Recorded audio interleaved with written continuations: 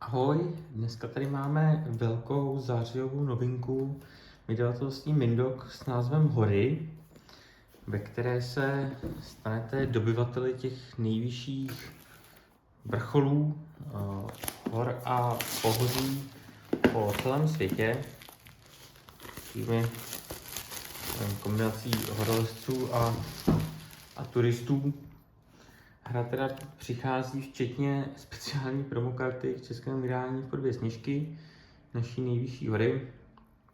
A tady už právě můžete vidět, že všechny ty hory se skládají z nějakých karet, název, umístění, země, pohoří, tady nějaké statistiky ke zdolání, tady nějaký flower text, takové docela velké tarotové karty. Ta hra je podle pravidel jako není úplně složitá. V podstatě se neustále točíte kolem 3 akcí. Jedno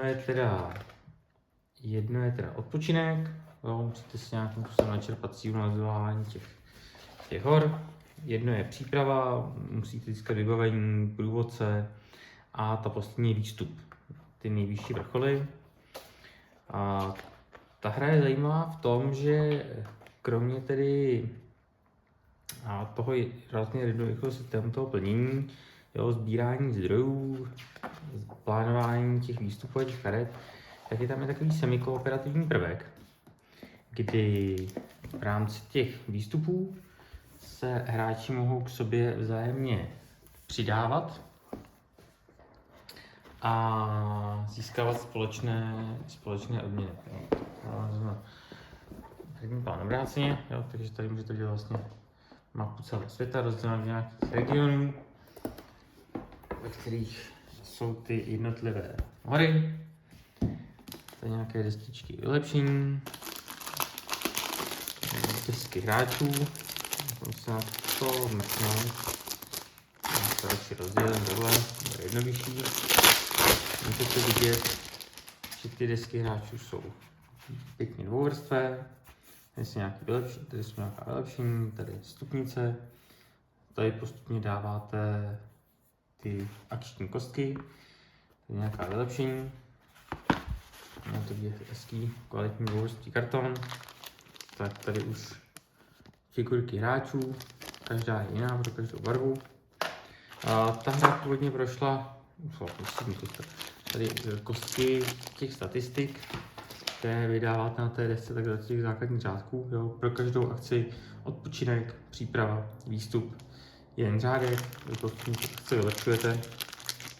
Nebudu vám úplně teď detailně zabírat, jak je vylepšujete a proč, ale vylepšujete. Tak, tady jsou, to otevřu, to jsou vlaječky. Jsou to vlastně vlaječky vzdolených cílů, které hráči dávají, na ten herní plán, nebo na bonusový prostor.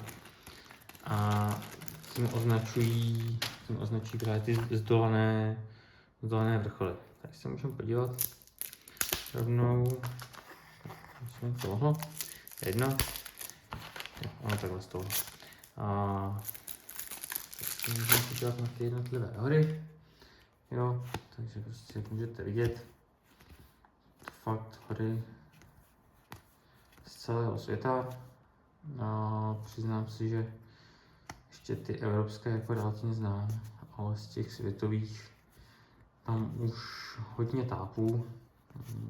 Fakt jako neorientuju se po hořích, Mám sice rád zeměpis, ale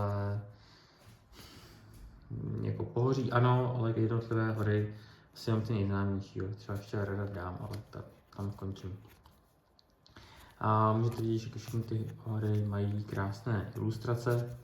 Ta hra původně prošla Kickstarterem, ono to je na ní docela hezky vidět.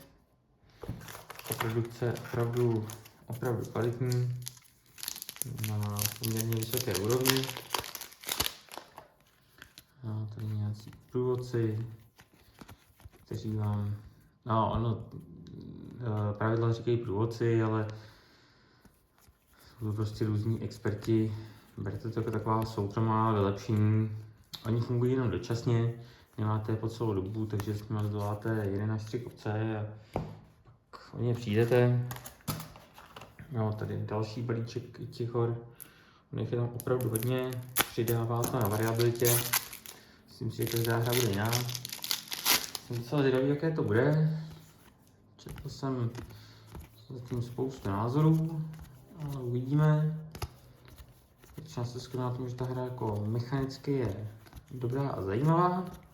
Já jsem zvědavý, jak to bude fungovat v různém počtu hráčů. No, 3-4 tam si to jako dokážu představit úplně v pohodě. Hlavně díky té pomoci. Ve 2 uvidíme, protože tam není žádný dumý hráč. Ale uvidíme, protože většinou se všichni shodovali, že to je kolem hodiny na hráče a to mi na tu hru takového stylu přišlo poměrně dost. Jo, jako nevím, úplně nejsem si jistý, jestli tam hodinu bude co vymýšlet. Doufám, že ano, ale uvidíme.